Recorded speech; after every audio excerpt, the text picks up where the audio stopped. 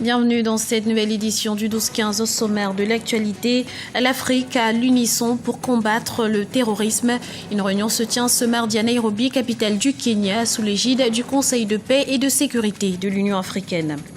La liberté de la presse mise à l'épreuve à Madagascar, l'arrestation de 2 journalistes en juillet dernier et la loi contre la cybercriminalité votée le 19 juin 2014 suscite la polémique. Et puis, 4e forum sur la révolution verte en Afrique.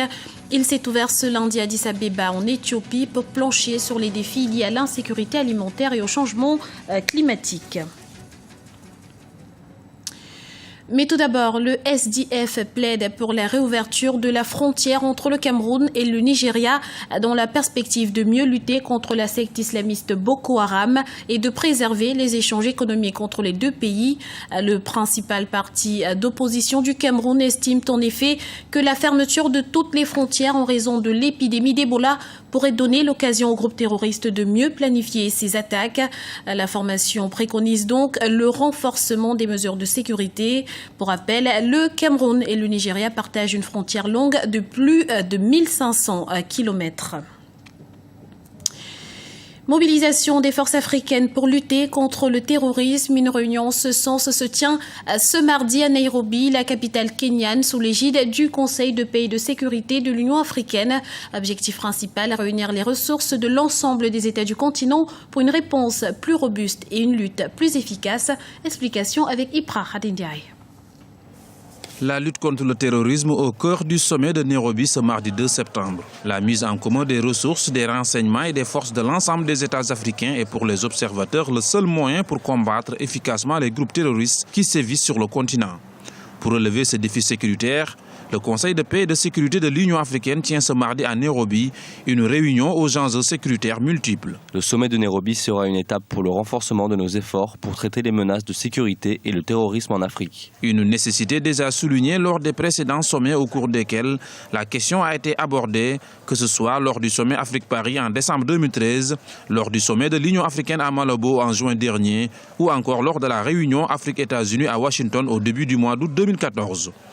À Nairobi aussi, il est question d'unir les forces pour combattre le terrorisme. Le fait de l'idée de regrouper les forces donc et travailler sur un échange d'informations, il n'y en a jamais assez, on n'en fait jamais assez. Et l'idée donc de regrouper une force déjà africaine pour faire face au terrorisme, ce serait l'idéal, mais ça je ne rêve pas beaucoup.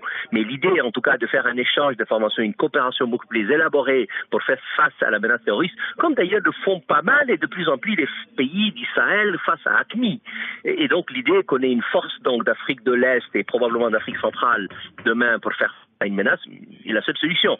Tant qu'on n'aura pas mutualisé les différents moyens des États, il sera difficile de faire face. Et là, la réunion de Nairobi, évidemment, va dans ce sens-là.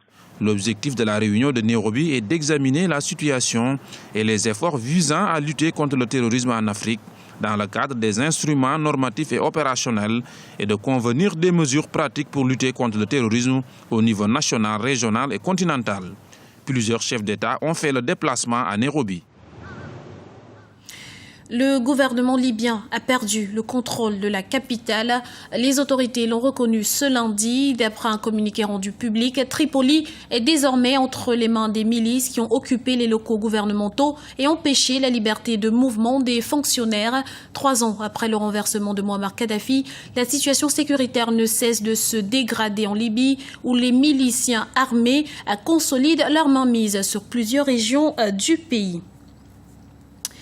Un vent de censure soufflerait-il sur la Grande Île? Depuis quelques semaines, le bras de fer entre les autorités malgaches et les journalistes est au cœur des débats.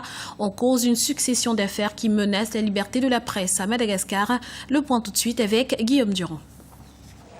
La liberté de la presse serait-elle en danger à Madagascar? C'est en tout cas ce qu'affirment de nombreux journalistes qui se disent victimes d'intimidations constantes, de harcèlement et de menaces par les forces de sécurité. En juillet dernier, par exemple, plusieurs journalistes de Madagascar Matin ont été conduits à un poste de police locale pour diffamation, suite à la publication de l'histoire qui impliquait 3 ministres du gouvernement dans une affaire d'exploitation forestière illégale. On nous a convoqués à la brigade de recherche criminelle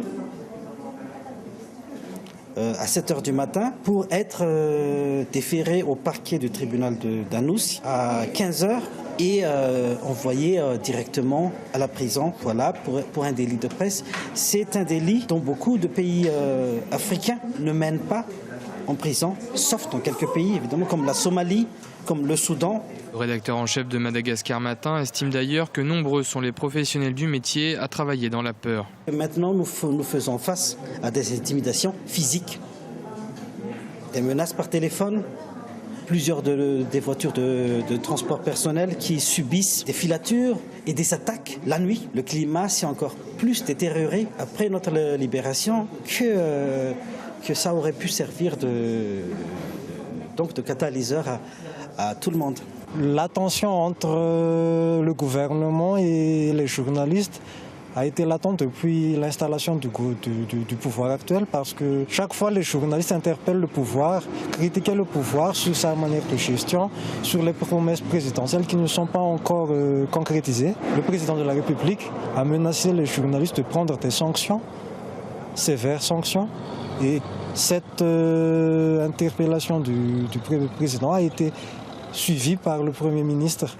Donc nous pensons qu'il y a une menace sur la liberté de la presse. Selon l'indice 2014 de Reporters sans frontières pour la liberté de la presse, Madagascar est classé 81e sur 180 pays. Au-delà du seuil critique, une vision et des stratégies nouvelles pour une transformation inclusive et durable.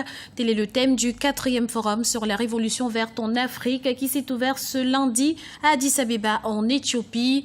Durant 4 jours, quelques 1000 participants vont plancher sur les défis liés à l'insécurité alimentaire et au changement climatique.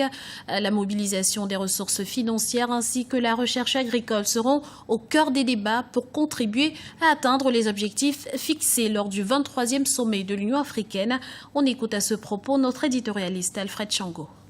L'un des enjeux majeurs est celui de savoir comment les pays africains vont pouvoir non seulement apporter leur contribution, mais aussi quelles sont les politiques que ces pays vont mettre en place pour la protection de l'environnement, pour justement cette révolution verte en Afrique. Chaque pays africain puisse mettre en place des politiques d'environnement, demander aussi aux pays occidentaux qui sont les plus grands pollueurs du monde de pouvoir ne pas faire de l'Afrique justement le déversoir de leurs déchets, et que donc puisse aider les pays africains aussi dans la mise en place de ces politiques de protection de la nature et de l'environnement. C'était le journal de la rédaction. Nous vous remercions de l'avoir suivi. Retrouvez dans un instant une nouvelle édition du 12-15 sur Africa 24.